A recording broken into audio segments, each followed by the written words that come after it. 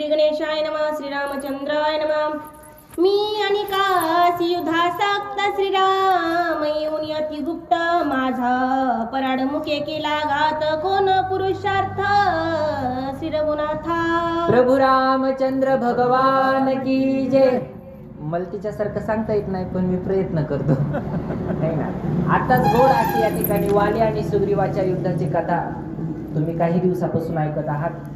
आता प्रभू रामचंद्राला भीती होती की कालच्या सारखं आज परत घडू नये आणि म्हणून प्रभू रामचंद्राला जेव्हा काही संधी भेटली वालीने त्या ठिकाणी अशी थोडी उडी घेतलेली सुग्रीवाला मारण्यासाठी आणि वाली थोडासा वर असता क्षणी प्रभू रामचंद्रानं वालीला बाण मारला. आता वाली या ठिकाणी खाली येऊन मूर्छित पडलेला आहे. मूर्छित पडल्यानंतर वालीच्या लक्षात आलं की अरे अरे अरे अरे आपल्यासोबत घात झालाय, आपल्यासोबत धोका झालाय आणि म्हणून प्रभू वालीच्या ज्यावेळेस लक्षात आलं की मला जो काही बाण लागलेला आहे तो सुग्रीवाकडून नाही तर माझ्या थोड्याशा आडुशाला उभे असलेल्या प्रभू रामचंद्राकडून आलेला बाण आहे आणि म्हणून वालीला त्या ठिकाणी लक्षात आलं की आपल्यासोबत धोका झालाय आणि म्हणून वालीने या ठिकाणी प्रभू रामचंद्राला काहीतरी सांगायला सुरुवात केली.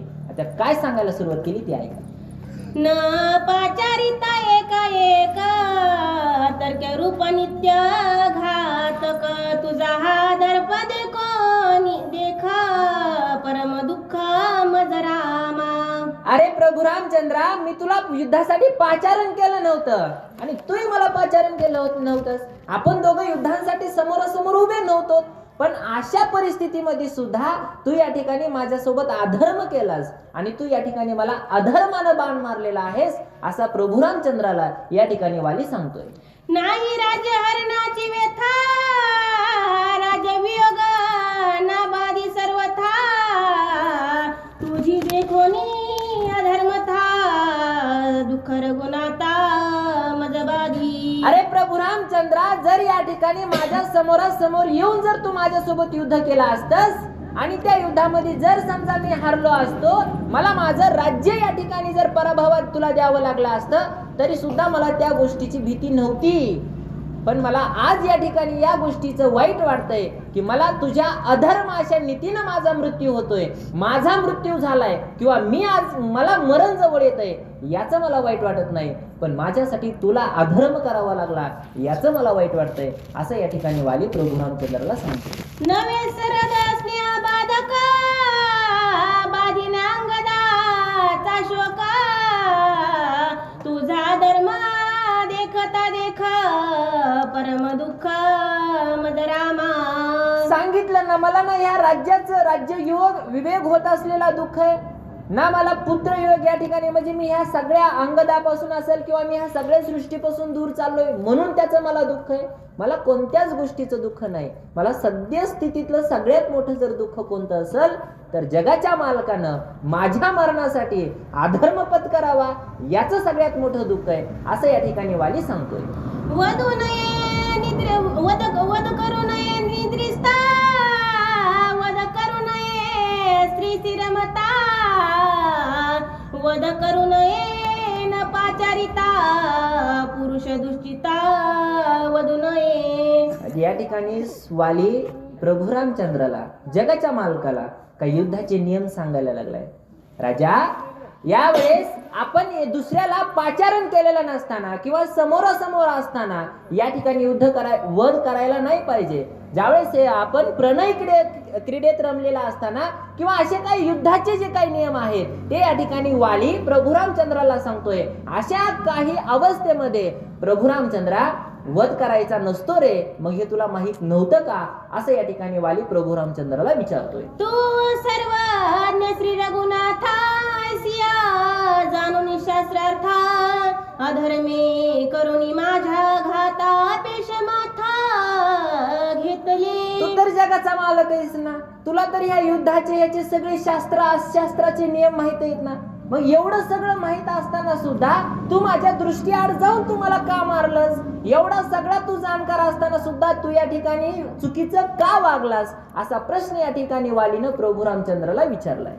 चंद्राहुनी अति चोखा श्रीराम कीर्ती अति निर्दोष अधर्म घाताचा कलंक त्यावरी देख बैसविला. नाथबाबांनी या ठिकाणी चंद्राचं उदाहरण सांगितलंय का? म्हणजे चंद्रापेक्षा कितीतरी अशी, म्हणजे चंद्रापेक्षा का सांगितलंय? कारण चंद्रावर सुद्धा कुठेतरी डाग आहे का नाही? पण असं तुझ्या कार्यकर्तृत्वावर, तुझ्या नीतिमत्तेवर आजपर्यंत कसलाच कुठलाच डाग नव्हता. म्हणजे चंद्रावर तरी डाग आहे, पण त्याच्यापेक्षा कितीतरी स्वच्छ असं तुझं कर्तृत्व आहे.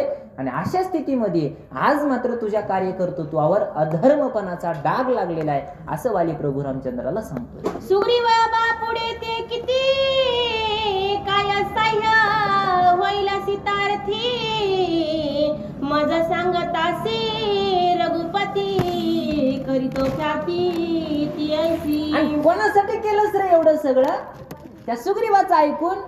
तुला माहित आहे मी कोण आहे? अरे ज्या सुग्रीवाला तू काय आता जी काय कामगिरी सांगशील किंवा त्याचं ऐकून जे तू हे केलंस ना, तेच काम जर मला सांगितलं असतंस ना, तर मी तुझ्या सीता शोधाच्या त्या कामासाठी मी किती मदत केली असती रे.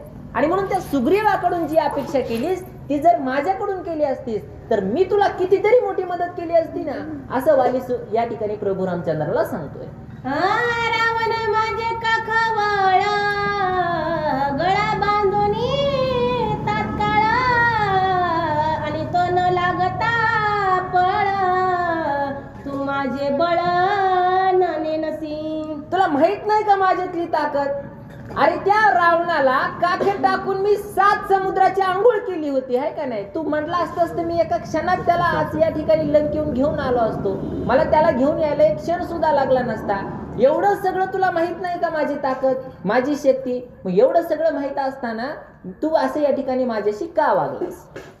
समुद्र जळी सप्त पातळी, शोधोनी लोक कोळा चळी, आणि तो मी जनक बाळी तुझ्या जवळी निविशार्धे. अरे तुझ्या सीतेचंच अपहरण केलेलं ना रावण, तुझ्या सीतेच्या शोधासाठी सुग्रीवाची मदत पाहिजे ना. मग ते जर मला सांगितलं असतंस तर अरे 7 सप्त पाताळात कुठं जिथं असेल तिथून शोधून आणली असती. पण हे काम तू एकदा मला सांगायला पाहिजे होतंस. तू एवढ्याशा गोष्टीसाठी सुग्रीवाचं ऐकायला नव्हतंच पाहिजे. कदाचित असं वाली या ठिकाणी प्रभू रामचंद्राला सांगत असं. चतु समुद्री प्रात स्नान, करीतो न लागता क्षण, मज पुढे तुच्छा रावण, सीतानुन देतो सीतानुन तुझं देतो. आहे का नाही? या ठिकाणी माझ्या ताकदीपुढे जर विचार केला तर रावण अतिशय तुच्छ आहे रे. आणि अशा वेळेस मी तुझं काम अतिशय एका क्षणात केलं असतं. माझ्या पुढे तुच्छ असलेल्या रावणाला मी क्षणार्धात या ठिकाणी मी सगळी तुझी मदत केली असती, असं या ठिकाणी वाली सांगतोय.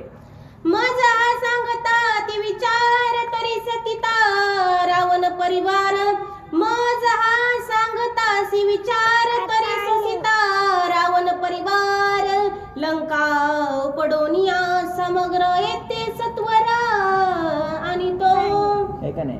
या ठिकाणी प्रभू रामचंद्राला वाली सांगतोय की हे सगळं म्हणजे मी लंकेला सगळं उपटून या ठिकाणी तुझ्यापाशी आणून ठेवलं असतं ना, फक्त रावणाचंच काय घेऊन पडलास. एवढं सगळं मी या ठिकाणी तुझ्यासाठी केलं असतं. एवढी माझी या ठिकाणी ताकद आहे. म्हणजे पहा, प्रभू रामचंद्राचा बाण वालीच्या त्या ठिकाणी हृदयात लागलेला आहे. आणि असं वेळेस असताना सुद्धा म्हणजे एवढं आतापर्यंत जे काय वाली बोलतोय ना, हे सगळे गर्वाचे बोल आहेत, आहे का नाही? कारण वाली तर गर्विष्ठ होताच मुळात, पण आता हे सगळे जे काही गर्वाचे बोल आहेत ना, ते आता बाहेर पडायला सुरुवात झालेली.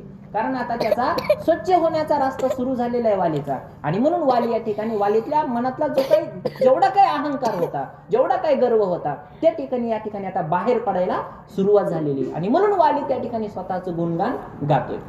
सुग्रीवाच्या पक्षपाता धर्म केले माझ्या घाता, अपयश आले श्री रघुनाथा, कीर्तीचे माथा अपकीर्ती.